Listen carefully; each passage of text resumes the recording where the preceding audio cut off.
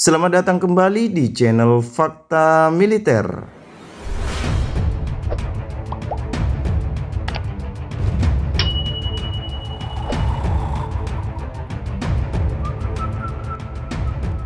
Popularitas kelapa sawit sebagai komoditas strategis sepertinya belum cukup untuk membungkam hujatan dan fitnah dari stakeholders anti sawit lokal dan global.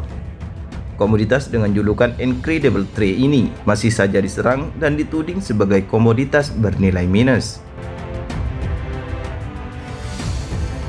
Ibarat peribahasa, bau busuk tak berbangkai.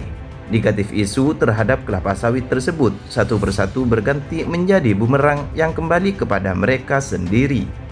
Semakin diserang industri perkebunan kelapa sawit Indonesia, justru semakin show off dengan menyajikan fakta dan data empiris yang bersifat kontinu dan ekstensibel.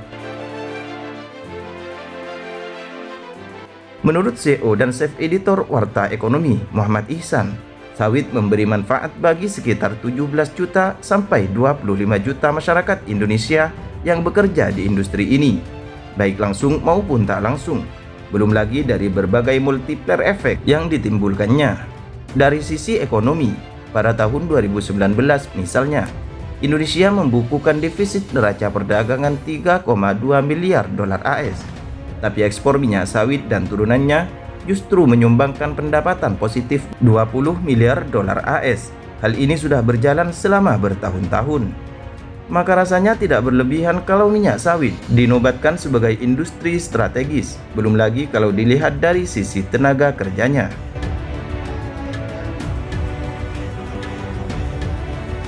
Gabungan Pengusaha Kelapa Sawit Indonesia atau GAPKI mencatat bahwa sawit tempat bergantung 17,5 juta orang karyawan perusahaan dan petani.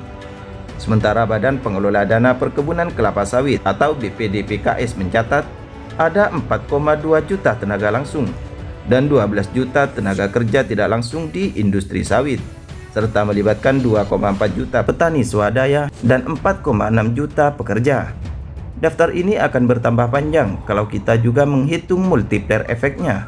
Misalnya saja dampak terhadap industri makanan di sekitar perkebunan dan pabrik, hotel, industri keuangan, dan lain-lain. Dalam konteks ini tampaknya Indonesia harus menjaga seluruh ekosistem kelapa sawit. Salah satunya adalah menjaga stabilitas harga agar petani dan perusahaan bisa menjaga keberlangsungan industri ini. Presiden Jokowi cukup cerdik ketika memutuskan untuk mengimplementasikan penggunaan sawit dalam bahan bakar nabati atau BBN. Kini Indonesia tercatat sebagai negara yang paling agresif mengimplementasikan BBN, di mana saat ini Indonesia sudah mencapai B30 dan saingan terdekat yaitu Malaysia baru mencapai B10. Menurut catatan Asosiasi Produsen Biofuel Indonesia atau APROBI, penerapan biofuel berjalan baik di Indonesia. Sepanjang tahun 2019 saja, biodiesel yang digunakan mampu mencapai 6,7 juta kiloliter. Dalam kalkulator APROBI, ini senilai dengan penghematan pengeluaran negara sekitar 3,8 miliar dolar AS, karena negara tidak perlu mengimpor solar berbasis fosil. Bahkan biodiesel juga sudah berkiprah sebagai salah satu komoditas ekspor yang terus meningkat. Masih dari catatan APROBI, sepanjang Januari sampai dengan November tahun 2019 lalu, ekspor biodiesel Indonesia telah mencapai 1,4 juta kiloliter dengan tujuan Cina, Hong Kong, dan Uni Eropa. Hebatnya lagi, ini merupakan kenaikan signifikan dibandingkan tahun 2018 yang hanya mencapai 1,7 juta kiloliter. Karena daya serap pasar sawit meningkat, overstok produk sawit terkendali. Dengan demikian harga jual bagi produsen dan petani akan terjaga. Nah, bagaimana menurut kalian guys? Silahkan komen dan jangan lupa klik subscribe.